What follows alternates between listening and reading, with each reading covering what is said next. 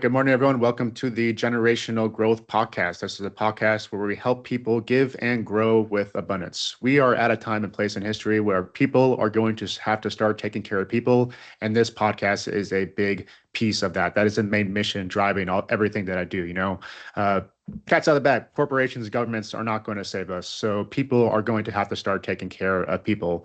And on top of that, financial education is really not taught. It's not taught. I went to West Point, and even it's really not taught there. You have to go seek mentorship and really go piece together your own financial education. So this podcast is a big proponent of that and giving good information to people and bringing trusted connections. So you learn a lot about systems and strategies to help you if you're an employee and transitioning to working with yourself, or if you already have a small business. There's a lot of tips and tricks in here to help you get to your why quicker. So this episode, we're talking with Christina. She has both a coaching platform for an accounting business, and then she's connected to a firm as well too, where she does different services in the accounting and tax space. So this was a great episode, lots of overlaps with our shared why, helping out our communities. So this one was really fun for me, and I hope you guys enjoy it. Cheers. Good morning, everyone. This is my friend Christina. She is an accountant and has a bookkeeping business.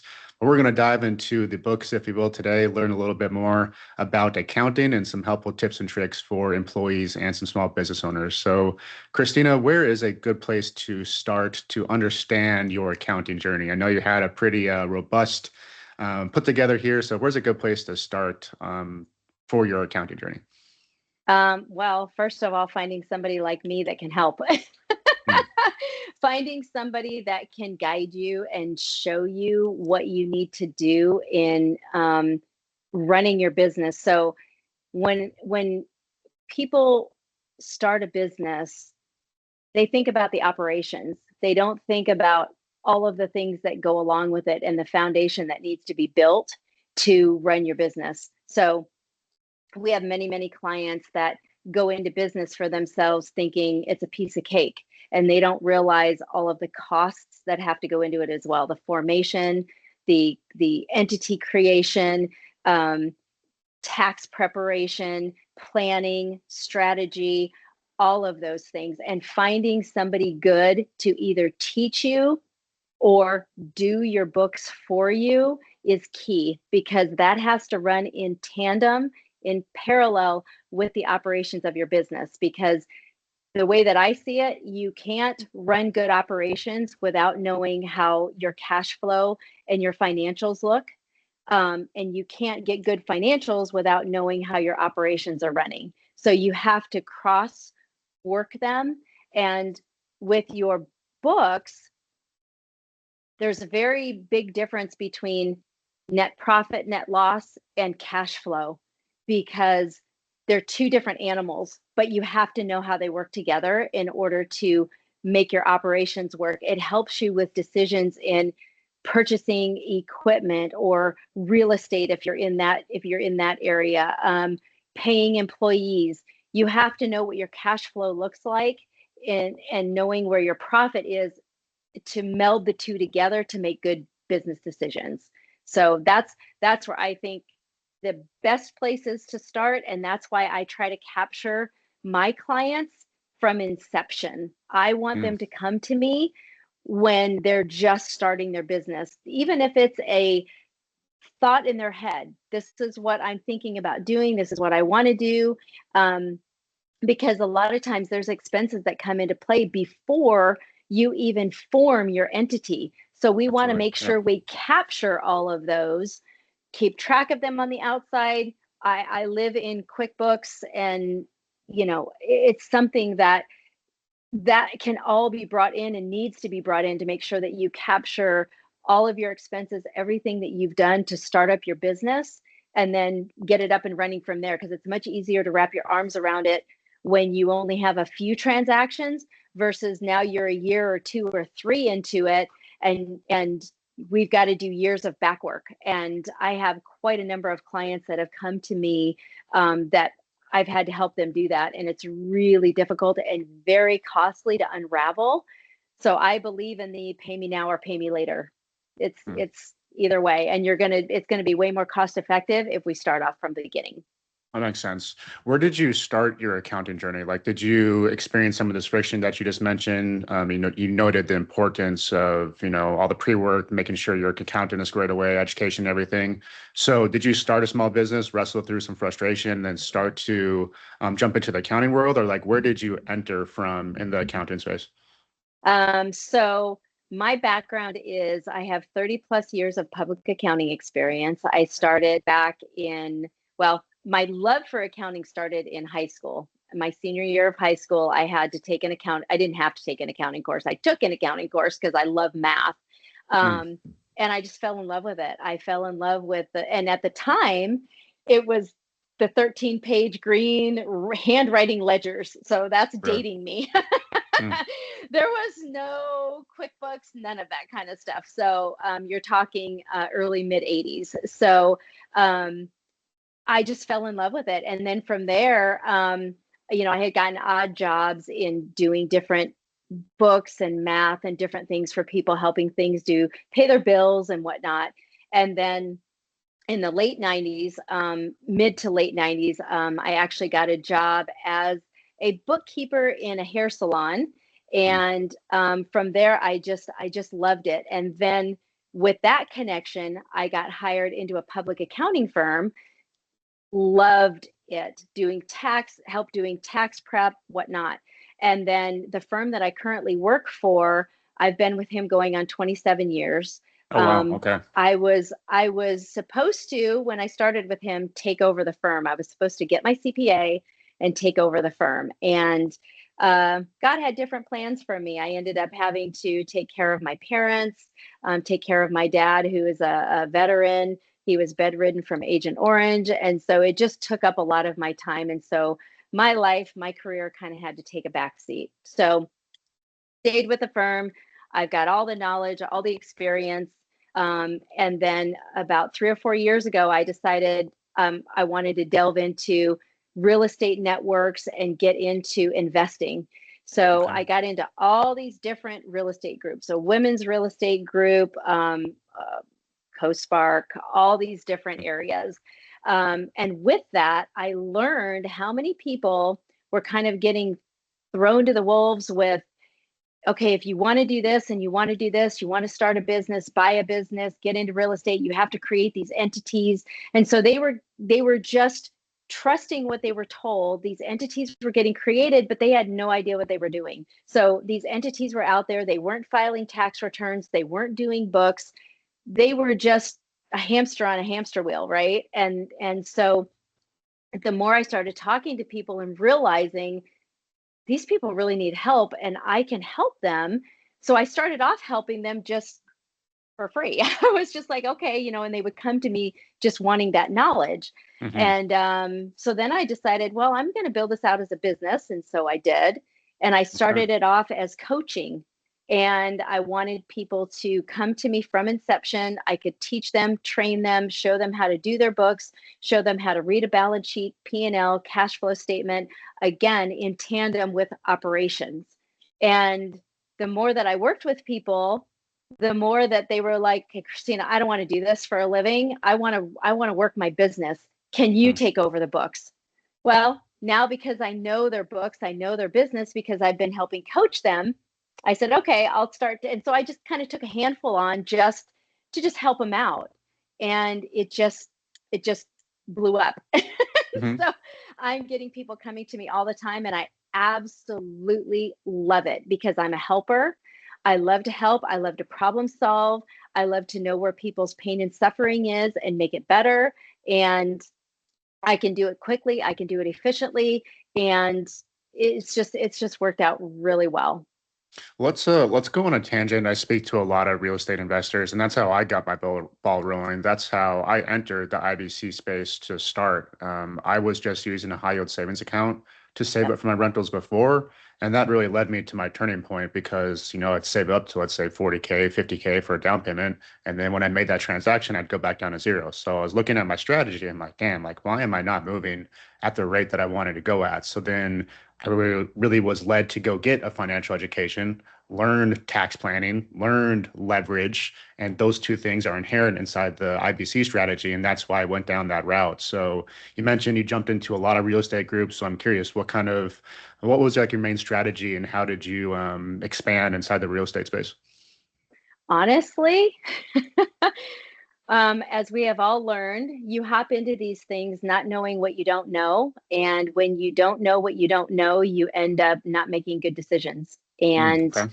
I ended up not making some good decisions. I made some good decisions. I made some money in some of the deals that I did. And some of the other deals I did, I lost a lot of money. Mm, And so that's when I kind of switched gears. I built out my network. I learned people. I made and built relationships, which helped me grow my business. So where I'm at right now in the real estate space, and then of course with all of that, I too learned IBC and I love it. So I have multiple policies myself, still building them, still maturing them, but I'm learning how to weave everything together so that you have a good cycle and a good mechanism for how your money flows. mm, Um, I have since, because I've been in that space of losing money and not making the greatest decisions, working more on my due diligence with things and who I actually choose to do business with. mm. Um, I've backed off a little bit on the real estate investing. I'm focusing more on my business and the growth of my business. Yeah. And then with that, as I'm kind of rebuilding what I've lost, now I have my people that I know I want to work with and who I want to go to and where I want to put my money, and I can put it safely and securely. So Mm. that's kind of where I'm at right now and how I've built out my real estate networking.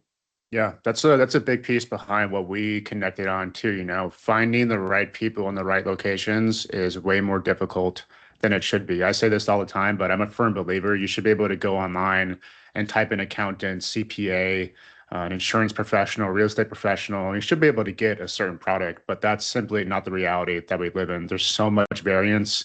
And not to be an alarmist, but there's predators in the space. Honestly, I think if you zoom out from the financial industry as a whole, I personally find it fucking disgusting Yeah. sometimes. And that's part of the reason why I entered into this space, is to give people trusted connections. That's the other half of my business. On one side, I design these policies. And then on the other side, I provide kind of a network for trusted people, whether it's accountants or land people or real estate. I got that expanded network from doing this for so long. So yeah, and you are kind of a testament. You experience some of the scar tissue, if you will, getting started in real estate and Yeah. having some of those bad experiences. Huge. So that brings us to today. You have your firm that you're still with, and then you have your coaching, you'll call it business for accounting. So how do those two things overlap? Oh gosh. Um, so let me go back and say, piggyback a little bit off of what you were just talking about. One of the other nice things about myself, and I'm working hard to build my reputation out with everybody that I know as that trusting foundation. Okay. Um, and I can see both sides of it. So because I do work on the inside of tax preparation, and we have that fiduciary duty to just be confidential and not talk about, I can't share with you other people's financial information. I pride myself very much on that and very much being responsive. So I know what it's like on the inside, and I know the bookkeepers, the accountants that don't necessarily know what they're doing. I have hired and fired a lot of people because they say they can do ABC and they can't. Mm, They just can't. Um, the other thing that I find um, disturbing for myself, but I understand it. People hear CPA and they think, "Oh, I need a CPA." mm, Okay, I don't have my CPA, but I have 95% of the knowledge, and the knowledge, the 5% I don't have, I can find it, I can sift through it, and I can get an answer. Um, you can have a CPA just out of school. They have no experience, no knowledge. They just sat, took their exams, got their license. They have no idea what they're doing yet. Yep. I want people to be careful of that. You need to do your due diligence with who you choose in exactly what you were saying, because you don't know. And sometimes the trust factor can be there and the mistakes can happen, not maliciously, but just because they don't know what they're doing. And I've made mistakes even knowing what I'm doing. We're human. So Mm-hmm. so I want people to understand that that's really important to pay attention to. Yeah. But how I marry up my bookkeeping and accounting business with the firm. So you have the bookkeeping level, which is just doing the books, categorizing transactions, doing the reconciliations. So that's kind of your lower level piece of it. And then you have your accountant piece of it, that is the level of analyzing that data, knowing where, if that data is in the right place, where it needs to go, how it needs to go, how you can use that information for strategy and planning. So that's the accountant piece of me. And then you have the CPA firm tax preparation piece of it. So when I bring clients when they come to me, they can get the whole gamut. So I can do their books, I can do the accountant piece of it, and then I can bring them under my wing through the firm to do their tax preparation. Mm-hmm. So that's how I marry all of it up, and it works really well. Yeah, yeah, definitely.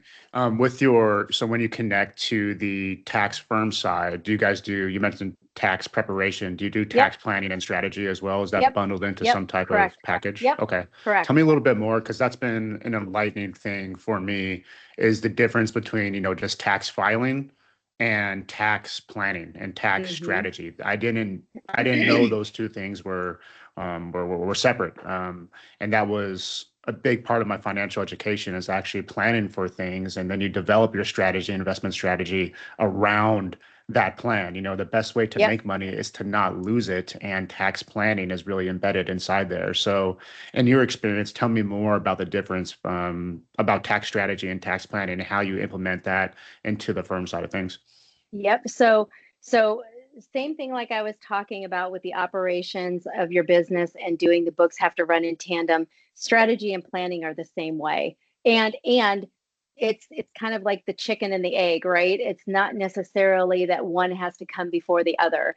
So your strategy piece of it, building out your entities, building out how you're going to structure them and what that looks like from a planning standpoint and how you structure it, because that can dictate what types of deductions you can have, what payroll Mhm. looks like, um, just the business growth in itself. If you're going to sell the business, are you going to keep the business? All of those types of things in the strategy piece of it. The planning piece of it is talking about, okay, what does your numbers look like for this year? What do they look like starting up? What do they look like? What is your 5-year plan, right? So planning what those numbers are going to look like. Um, when we get somebody from inception, we work on that strategy and planning piece together. Now, the planning piece that I think frustrates people a little bit is they have to understand sometimes the planning piece typically cannot happen fully until we have numbers to work with. So you Mm. can do projections, but you have to have good baseline numbers to work with. And if you're just starting off, it's a hypothetical situation. This is what I think my business is going to do. And then we use that, but then we have to wait and let reality happen. Then, Mhm. when reality happens down the road, we take what those actual numbers are and do a planning and projection from those. And then we can Okay. look at your tax preparation. We plug them into our software. If you made 100 grand, we can plug that into the software with your other individual tax information, and figure out where your tax liability would be. And then we definitely try to capture that before the end of the year, because there are things that we can have you do or suggest that you do based on different happenings in your business. So for instance, you get to the end of like for instance, I had a client of mine that we were getting towards the end of the year. We were doing tax planning in September, October timeframe into November. That's usually when we start up tax planning. And one of the things we always ask, okay, is there equipment? Are there things that you need to purchase, office equipment, business, if you're in construction, there's large pieces of equipment you might need to buy.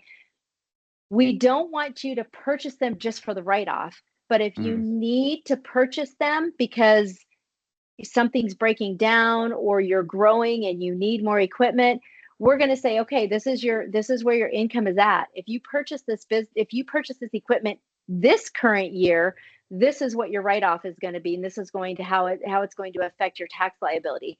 If they have more income coming into the next year, we may say, okay, you need to purchase it next year because that's going to help next year. And so we kind of look at them across the 2 tax years or even 3 tax years, depending on what that looks like.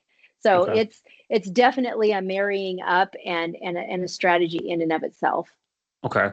Let's go a little bit deeper into that, talking to small business owners, people starting their books and everything. What are some common mistakes that you see people make when people are coming to you? You mentioned, the importance of having your entity structure and getting that work done up front, so to prevent future scar tissue. So what are some other things that you're seeing that you wish small business owners would know? Honestly, Austin, I think it goes back to the fact that the accounting world, tax preparation, attorneys, bookkeeping, it's all in people's heads as just an expense. It's literally just an expense. So they don't want to do it. That's not where they want to spend their dollars. And they think it's too much money because they don't feel they're getting the value for it. So as long as the value is there and they're getting what they need, then we go down that road and we help them with all those different things to help them grow and facilitate the operations of the business and making sure that they're not making the mistakes up front. So that is one of the biggest ones, is in that planning piece of it, is them not realizing what they need to do, when they need to purchase things, how they need to break them up into different entities. Again, purchasing real estate, right? Having them under different LLCs for protection, if that's the route that they want to go. And also knowing the tax code of the different things that they can do to maximize the write-offs, right? So they need to be talking to someone that's educated. It doesn't necessarily have to be me. Yes, I want to grow my business and I want people to come to me, but that's my ultimate goal, is not them coming to me. My ultimate goal is getting them to do what needs to be done for them and them making the best choices for themselves that they can. To me, that's the biggest mistake that they make, is they sit on the back burner and don't take action on those types of things. And again, then they're down the road and they're like, oh shoot, I wish I would have. Right. And and again, some of them take action and they still have issues. It happens. I mean, it happens. People are busy and life is busy, and sometimes people don't always connect. That's the other part of it too, is you want to make sure that you're working with somebody that you connect really well with, that respects you and you do feel you're getting value from, and has your best interest at heart. Yeah, I feel like it could be really difficult to sometimes gauge and understand the value of tax planning and strategy and all this tax work, because it's not necessarily like straight income. You're not getting income from your customer. You're making money by not losing it. So it's kind of like this inverse thing you have to do in your head. But that is the best way to make money, right? Is to not lose it. That's what taxes is. And that's something, going back a little bit, you mentioned the difference between an accountant and a CPA, and the CPA is really just a title. I'll make an employee analogy. I talk to a lot of project managers. That's my background and everything. I'm not sure if you heard of this certification, but there's the PMP, Project Management Professional. Okay. And really all it is, it's just like a vocab test. It's a project management language test to make sure that you can speak the language of project management, because projects are done across the whole world. That's across cultures. We have to have like a standardized language to speak project management. And that's what this test is. It's commonly considered the gold standard, quote unquote, inside the project management world, but it's really just a certification. It's just saying that you could speak project management language. It's not necessarily indicative of your success or your prestige or, a know-with-all in being a project manager. And that's something that you really enlightened me on, because, I was kind of tunnel visioned. I thought you had to be a CPA to do whatever. That's not necessarily the case. It's what are you actually capable of? What are your capabilities as an accountant? But you mentioned and stressed the importance of education and continuing education too. I'll make a jujitsu analogy too. I'm a brown belt right now in jiu-jitsu, and I coach a little bit, but I say black belt is really just the start of the race. It's the start of the race that has no end. And what you do when you get your black belt is really going to determine what type of black belt you are. Are you going to continue learning and start to coach and teach others? Or are you just going to say you have a black belt and it's going to collect dust? Yeah. So what are some things that you're doing in your practice to continue that education and continue to bring people the best processes and procedures? So I love that, because that is so true. Continuing education is really important. So one of the things that I do love by growing my business and bringing people on, um, my clients always teach me something, because there's always something that they're doing in their business that makes me have to research. It makes me have to look into it and figure out. And things are constantly, the tax code is a moving target. Mm. It's always changing. Um, so, and because I'm, with a firm, we always have access to up and coming things that are coming out. And my boss is really good with doing. We have meetings where he will, keep us on top of different things that are happening, things that we need to be aware of, whatnot. So doing that, and then also I try to, in the little bit of spare time that I have, I try to read and research myself, and also making sure that I'm optimizing what I'm doing for my clients and doing it as quickly and as efficiently as I can, and making sure that whatever tools I'm utilizing, it's giving them that best value. And and and I can look at their books, and I can say, just like we were on that subject of Claude, right? And so Mhm. I use that a lot, and it helps me pick apart and do my accountant job better, because I can analyze things better, um, because it takes the overview and then I can do the deeper dive. And I love that with it. So it's definitely, the continuing education part of it is definitely huge. And so I do everything I can to just keep watching for the target and keep trying to hit the target. Yeah. Let's speak to those small business owners right now, because you have a lot of good problems right now. Your business is on fire, things are growing rapidly, you're doing great, you're getting all this income, and you're putting together and growing this business. So how did you do that, and how are you managing all of this growth? Oh, Lord have mercy, Austin. So, you know, I think part of that comes from just the nature of my being. So Mhm. I'm kind of a bulldog when it comes to working, and my husband kind of has to always pull me off the ledge and tell me to spend time with him because I'm working all the time. Mm. So, um, but I'm great at organizing. I'm great at keeping my checklists. I'm great at being responsive to my clients and staying on top of their needs. Um, Looking for good people to work for me and making sure that they're doing their jobs the way that I need them to do their jobs. So it's the growth of my business happened very quickly and really unplanned.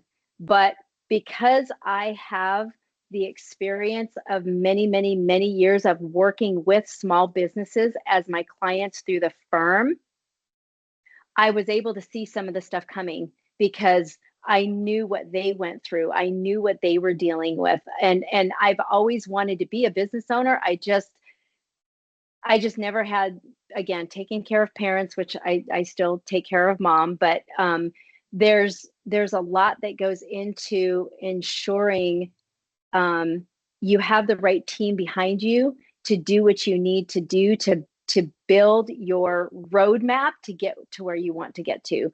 So honestly, mine right now is I'm trying to find more people to hire. My growth is just staying on top of everybody and everything and making sure that I take care of my clients and keep them happy and give them what they need.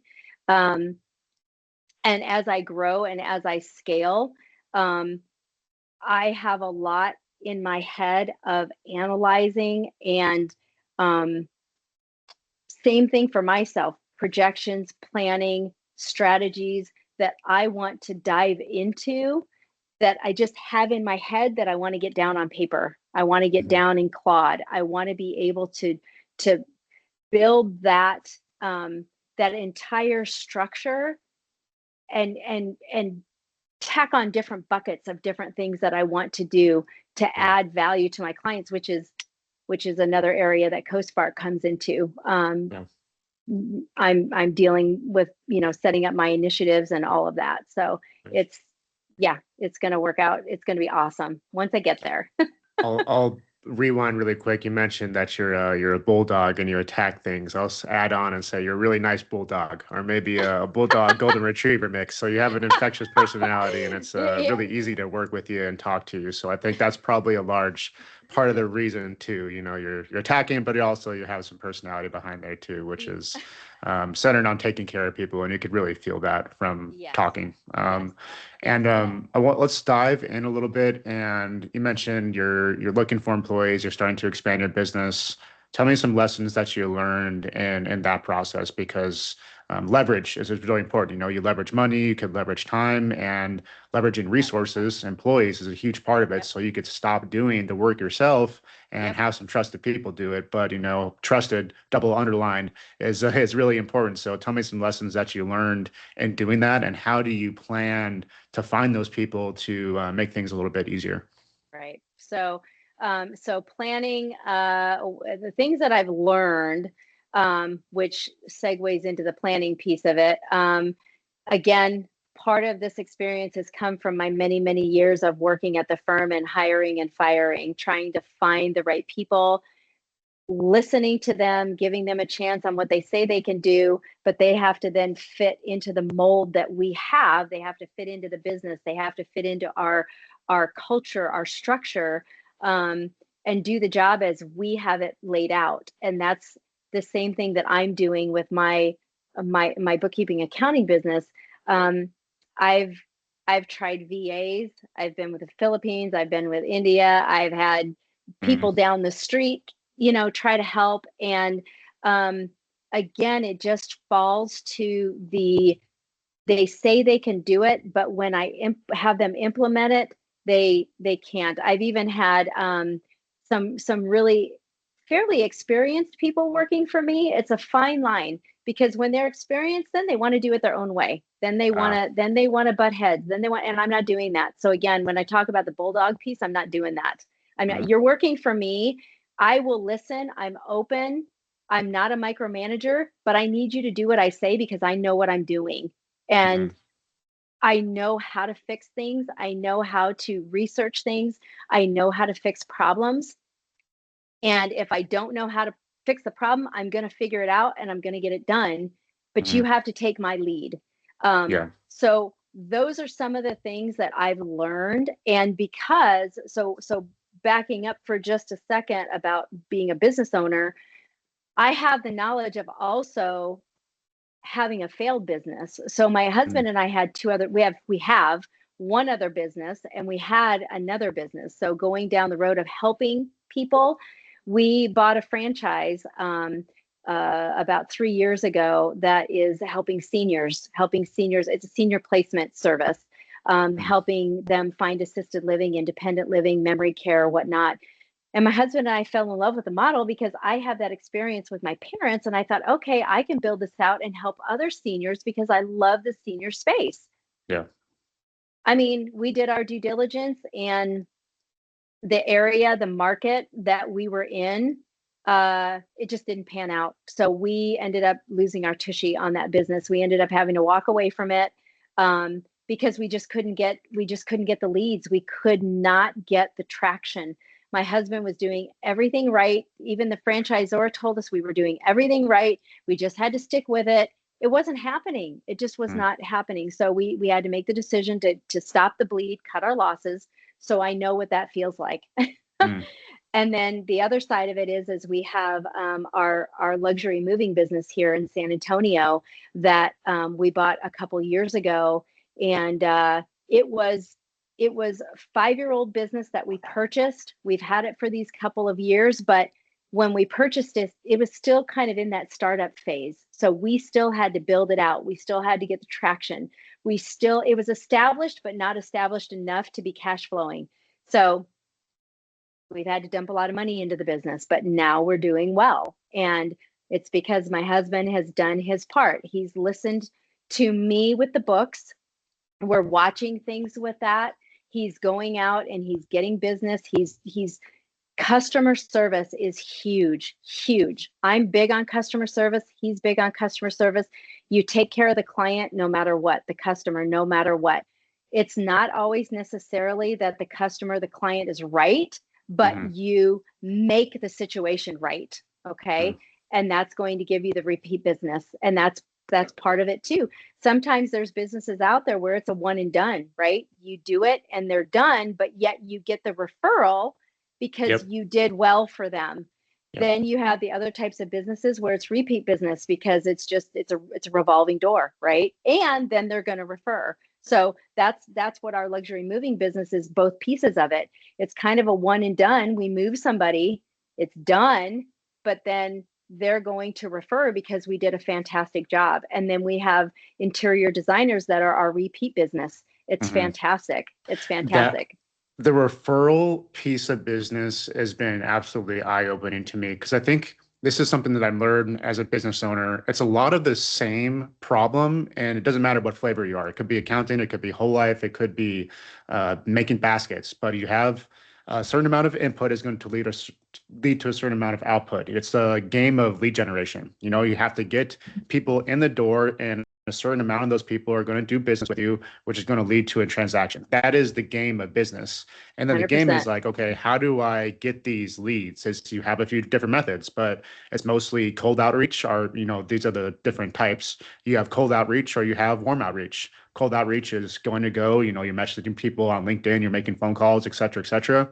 You could have warm outreach via referral, or, you know, maybe you're putting content out there like this and people start to grab wind of it. But those are kind of your two main buckets that you're going to work with. But the power of referrals is crazy, because if you could have someone, because you're doing a good job with someone, come through your business, well, what's that going to do to your marketing expenses too? That's saving you marketing. You don't have to put so much out there. Right. And that is, the game of marketing has really blown my mind too, because that's how everything turns. You're doing marketing to gain more leads. Going back to what business is, marketing is the game of getting those leads. So that is so important. And if you could cut down on those expenses because you're not being a piece of shit, then that's right. It's pretty cool, right? And exactly, it's valuable. It's more valuable for everyone in the chain too. And I notice this a lot with my turnkey model. So I buy turnkey real estate. I do 4 to 5 properties per year. That's like the bread and butter engine of what I do. The whole model of these turnkey providers is they want to sell you the right ones, the values forward people. They want to sell you 10 properties, not one. And the ones that sell one are kind of, that's the more common route. They want to get as much money as they can through one transaction. But if you are taking care of people and you're taking care of your business, the tenant and the investor, well, guess what's going to happen? People are going to bring their friends and family, and then you're going to get to those 10 houses instead of just doing one. And guess what? Everyone is better because of that. And I wish people would know more about that model. If you are being values forward and taking care of people, it is probably going to be more profitable for you in the end. And what you said is just a testament to that as well. Yep, huge. That's huge. And my bookkeeping accounting business is a testament to that alone, because I still to this day don't, I mean, other than doing stuff like this, I don't do any outside marketing. I don't. All my Yeah. clients that have come to me have all been word of mouth, every one of them. Incredible. That is truly incredible. And I know the growth that you're having, and to have that type of growth just by word of mouth is nuts. And it can be done. And so it's a pretty cool. Let's rewind a little bit. You mentioned CoSpark a little bit. Let's have a conversation on whole life and tie this into CoSpark as well too. So I'll summarize the Spark notes of CoSpark. It's a privatized economy. So regular economy, if you go to whatever store, you make a transaction, you don't build any equity in that transaction. This is a good way to frame it is, if you have a privatized economy, we're all transacting, we're all doing business, you could start to build up equity, or like a line of credit that you could draw against inside CoSpark. That's a good way to frame it, coming from a bird's eye view. You mentioned you're really passionate about helping the senior space. Is that something that you want to do inside of the initiative inside CoSpark? Okay. Tell me a little bit more about Yep, your vision there. yep. I actually had that. I actually kind of had that laid out a little bit, and Jack said he would take it on, but I just, because of everything else I have going on, I haven't been able to do it. But it's been along the lines of, so one of the things that we struggled with in our senior placement service, we would get leads, but the problem is that when people need to go into assisted living or memory care, what have you, I mean, I'm not sure everybody realizes how expensive it is, but it's very expensive. You're looking at 4 or 5 grand a month, up to 16, 17 grand a month to go Wow. into these places. Okay. We get the leads, but people don't have the money. So we can't help them. Their family doesn't have the money. The kids don't want to help. So they're kind of SOL. And what I want to do is I want to come up with some sort of ability to help those seniors, whatever it might be, 12 months, 2 years, because some of them are going into assisted living. They may only live a year or two. They may not, I want to come up with some sort of financial bridge to help the families get their family member where they need to be and get them the care that they need. Because again, going back to planning your life, who like now, well, I mean, I'm older than you, but you right now, Austin, have to be thinking right now, I need money for when I'm 60, 70, 80 years old. Who's going to take care of me? Where am I going to be? You don't know what your life holds for you. You have to have that figured out in the event you need it. If you end up not needing that, then you got this nest egg you can do whatever you want to do with. But you need to have the money there. So what happens is, when people don't have the money, they have to go on Medicare or Medicaid. And that means they can't have any assets. They can't have any money in the bank. They have to spend down everything before they can even go on Medicaid or Medicare. So that's what I would love to build out, and be able to have that down the road, to be able to say, okay, I'm connected closely to the senior space. I have someone that needs to go into assisted living. They need 100 grand for that first year or two for supplementing. Here you go. I have it. Here you go. Go take care of that family member. That's part of why mom was in assisted living. So dad's been gone for 6 years. Mom was in assisted living for the past 4 years. We moved here to San Antonio, and she lives with us now. So I do the caring for her. So I know all the pieces of the puzzle. I've been a caregiver for many, many years. I know how expensive it all can be. That's what I get passionate about. Yeah. helping people. Yeah, so some same thing here, and that's a big reason of why we connected and got more in depth on what we're doing. I found that most people want to help people. They're just not really sure how, or they think that they're not capable. I was in that bucket before, and I got really nihilistic too. I was looking at the different, you could call it the asset management industrial complex, how it's tied to the military industrial complex. And, I was in it. I was a captain in the military going through all this. And I was like, man, this is really tough to grasp. And it hit me the hardest when I was at West Point, too, because I was about to sign papers to sign the next 5 years of my life away post graduation. And I was like, damn, am I making the right move? Honestly, those are some thoughts that I wrestled with. And it Yeah. was a huge identity thing. And, ignorantly at the time, I thought that I was not capable of making any change. And I think a lot of people feel that way too right now. You Yeah. could look at the broader systems in the world and be like, no matter what I do, it's not even worth it. It's not going to make any impact.